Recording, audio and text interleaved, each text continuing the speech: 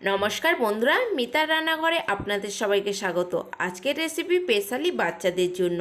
মায়েরাই একমাত্র বোঝে বাচ্চাদেরকে আটা রুটি আর সবজি খাওয়াতে যে কত না নাজেহাল অবস্থা হতে হয়।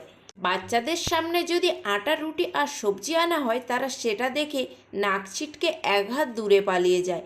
আর সেই আটা রুটি আর সবজি দিয়ে যদি এই ধরনের রেসিপি বানানো যায়, তাহলে কেমন হয় বলুন তো? এই রেসিপিটা দেখে এক হাত দূরে নাক ছিটকে যাবে না, একদম হাত থেকে কাড়িয়েই খেতে শুরু করে দেবে। এই ধরনের রেসিপি বাচ্চাদের টিফিনেও আপনারা বাড়িতে বানিয়ে দিতে পারেন, বাচ্চারা খুবই খুশি হবে।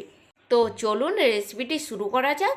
তার জন্য আমি এখানে কিছু সবজি নিয়েছি: আলু, গাজর, বরবটি। আপনারা আপনাদের পছন্দ মতো সবজিও এখানে দিতে পারেন। আর এখানে নিয়েছি দুটো বড় সাইজের পেঁয়াজ কুচোনো, একটা লঙ্কা কুচোনো আর গ্রেট করা 2 চামচ আদা। আপনার বাচ্চা যদি লঙ্কাটা না পছন্দ করে, লঙ্কাটা স্কিপ করে যেতে পারেন। এরপর গ্যাসের ওপরে একটা কড়াই বসিয়ে কড়াইয়ের মধ্যে দিয়ে দিলাম 2 চামচ রিফাইন অয়েল। এরপর কেটে রাখা সবজিগুলো কড়াইয়ের মধ্যে দিয়ে দিলাম পরিমাণ মতো লবণ আর হলুদ। এরপর একটা হাতা দিয়ে নাড়াচাড়া করে সবজিটাকে ভেজে নিতে হবে। কিছুক্ষণ একটা ঢাকনা চাপা দিয়ে সবজিটাকে ভালো করে এইভাবে নাড়াচাড়া করে ভেজে নিয়েছিলাম। ভাজা হয়ে গেলে একটা পাত্রের মধ্যে তুলে রেখে দিলাম। ওই কড়াইয়ের মধ্যে দিয়ে দিলাম আরও 2 চামচ রিফাইন অয়েল। এরপর দিয়ে দিচ্ছি সেই কুচনো পেঁয়াজ। পেঁয়াজটাকে হালকা লাল করে ভেজে নিতে হবে। পেঁয়াজটা হালকা ভাজা হয়ে গেলে মাঝারে একটু ফাঁকা করে দিয়ে দিচ্ছি সেই গ্রেট করা আদা আর লঙ্কা। একইভাবে আদা আর লঙ্কাটাকে 1 থেকে 1.5 মিনিট ভালো করে ভেজে নিয়েছিলাম। ভাজা হয়ে গেলে আগে থেকে ভেজে রাখা সেই সবজিগুলো দিয়ে দিচ্ছি। এরপর দিয়ে দিলাম চায়ের চামচের 1 চামচ জিরে গুঁড়ো আর 1 চামচ ম্যাগি মশলা দিয়ে ভালো করে হাতা দিয়ে সবজিটার সাথে মিক্সড করে নিতে হবে।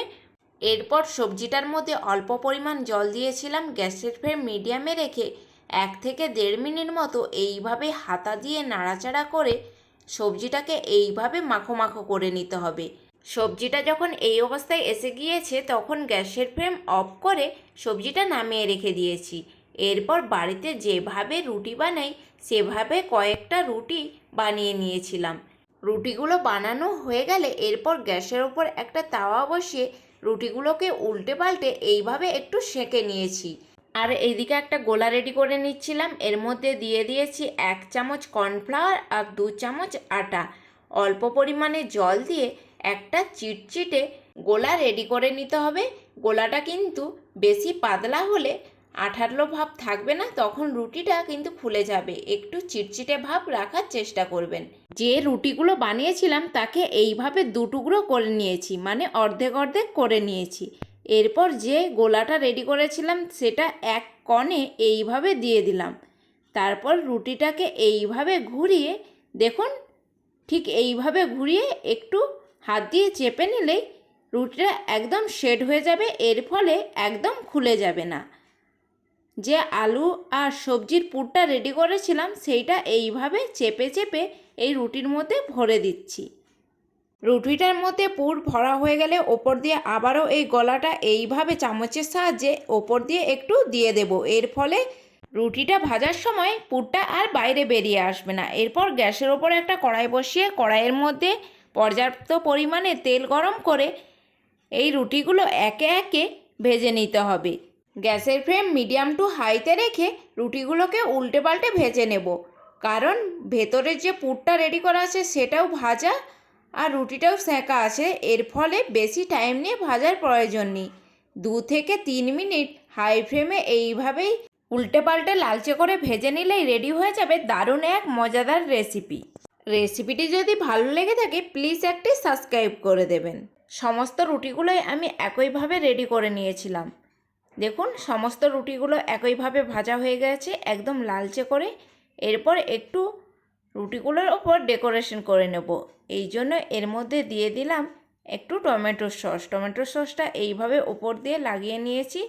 কিছু ঝুরি ভাজা নিয়েছি দেখতে সুন্দর লাগার জন্য। এরপর ওপর দিয়ে এইভাবে সসের ওপর দিয়ে দিলাম। এর ফলে আর আলগা হয়ে পড়ে যাবে না। একবার যদি বাচ্চাদেরকে এইভাবে বানিয়ে দেওয়া যায়, বাচ্চারা কিন্তু ভীষণ খুশি হবে। দেখতে যেমন সুন্দর, খেতেও কিন্তু অসম্ভব মজাদার হয়। বাড়িতে অবশ্যই একবার ট্রাই করবেন। ভালো লেগে থাকলে কমেন্ট বক্সে কমেন্ট করে জানাতে ভুলবেন না। আবারও দেখা হচ্ছে নতুন কোনো রেসিপির সাথে।